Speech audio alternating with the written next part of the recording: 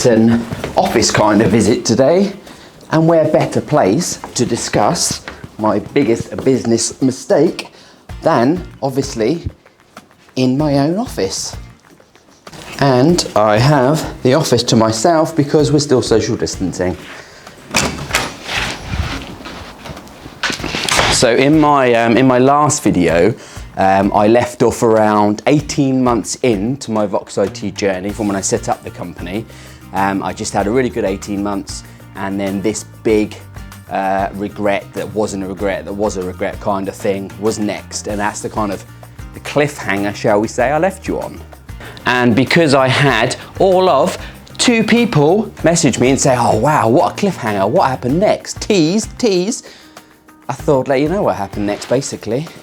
So we're 18 months in, everything is going really well, I'm really busy. I'm in the middle of building a data centers network down in Gosport, and a data center is basically just a big building where lots of companies pay to rent space to put their servers, or they pay the company to lease servers from them to go into the space.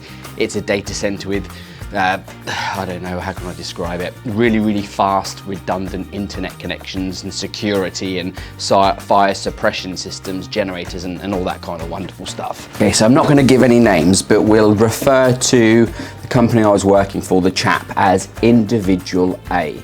And this was quite a big contract for Vox IT, so it was quite important to my stability, my income.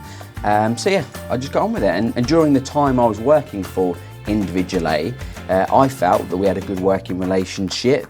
He trusted me, I trusted him. I saw him as a friend. If something needed to be done, he took my advice on board and just let me get on and do it. And all I just had to do was just invoice him, never asked any questions. It was a good working relationship. He valued me, I valued him. But during the time that I was working for them, he requested some more time from me. He wanted guaranteed time, basically.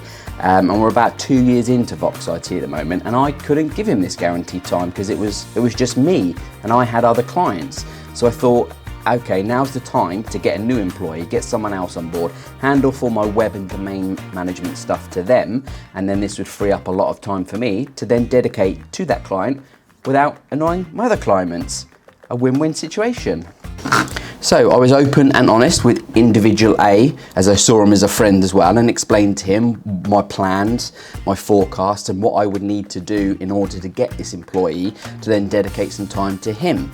And he offered some advice. He said he'd look at my accounts and my forecast and give me some business advice. And he was a successful businessman living the high life, and he was a friend. So why wouldn't I show him my accounts? He could probably give me some quite good advice, or so I thought, right?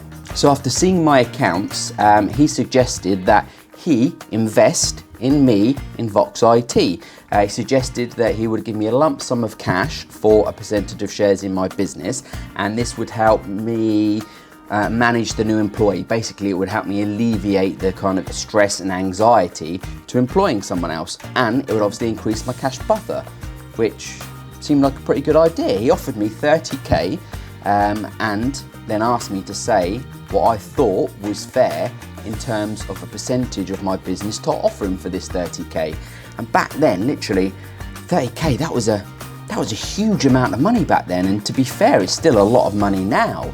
But I was very young and very naive, and I literally felt like I was thrown in kind of Dragon's Den, having to discuss shares and percentages and equity and shareholder contracts and agreements and all this kind of thing. Yeah, looking back, I was very naive, very naive. Of course he wanted to invest in me. He'd just seen my first 18 months of accounts, which were really good. I was doing really well for myself. He clearly saw the opportunity or the potential in me and wanted to invest. So he offered me 30k, and I just had to then come back to him with what I thought was fair as a percentage in my company.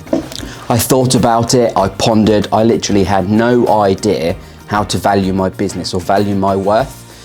So somehow I just plucked a figure of 20% out of the air and went back to him. That's right, 20%, mental, crazy. I was offering him 20% of my livelihood, 20% of my business. That was mad, but guess what? He bit my arm off. Of course he bit my arm off. 20% in a growing company for 30K. He'd be stupid not to. So we agreed the investment. I carried on working for individual A, and Vox IT continued to invoice and continued to make money from them. So I now had 30K to invest in me and my business. We were able to get our own office. I took on an employee. We were able to invest in a couple of company cars, which we branded and used for marketing.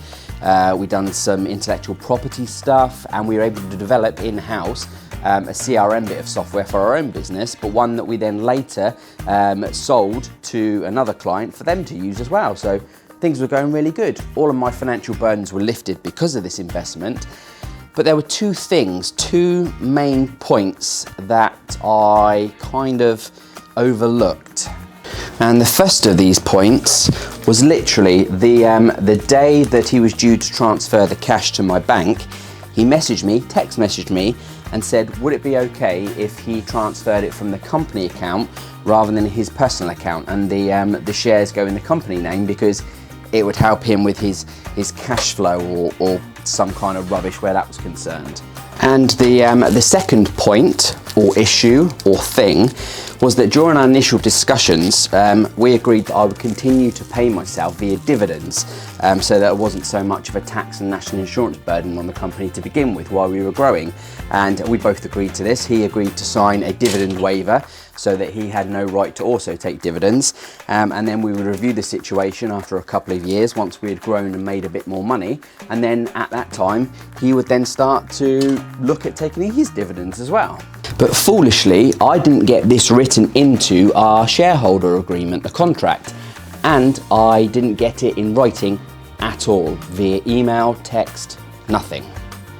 This was an issue. This was my fault. I made a mistake. So now we're 3 or 4 years into Vox IT. Things are going really, really well, like a dream in fact. We've moved from our smaller office to a bigger office. We've got more contractors, more staff, and things are going really well. And then he drops a bombshell, or what would turn into a bombshell. So individual A had decided to sell a chunk of his business to individual B, who was a complete and utter twat. He was not a nice person in any sense of the word, but he was now part of this business that had shares in my business. And he decided to approach me and tell me he wanted a dividend payment for the last 2 years that he hadn't been paid. He demanded I pay him his back dividends, although we'd had this agreement in the past that you wouldn't be paid on dividends, you signed a dividend waiver. But, and this is the but, individual A, my friend, suddenly lost all knowledge of our agreement, of our handshake agreement, our gentleman's agreement about the dividends. He just couldn't remember it. In fact, his response was, well, why would I have said that? That's just silly, that's just foolish. When he did say it, and it was witnessed by someone else who had also confirmed, yes, you did say this, but because I didn't have it in writing, I didn't put it in our shareholder agreement, I didn't have a leg to stand on. Thankfully, Vox IT had some money I'd put aside in another account that was to cover the salary of a salesman that I wanted to employ. So I had to take that 20 grand and pay it to this chap for back dividends for the past 2 years. And that really, really affected Vox IT's growth, but it also affected me personally because I trusted this guy. He was my friend. It was just, what are you doing? Have I peed you off? Have I done something wrong? But no, unfortunately, in business, people just get greedy. So I learnt a very valuable business and life lesson, and that is, unfortunately, there are no friends in business.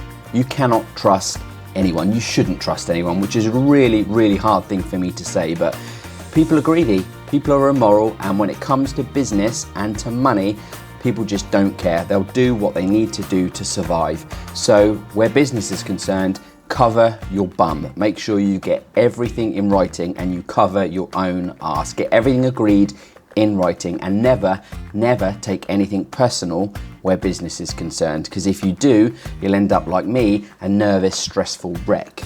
So there we go. That was the biggest mistake, and that was basically trusting someone who I thought was my friend and not covering myself, not getting things in writing, because it came back to bite me in the bum. And if something can come back to bite you in the bum, chances are it always will. It's Murphy's Law. It's the law of the sod, sod's law. So there you go. If you did enjoy this video, please do consider liking and subscribing. It really does help me out.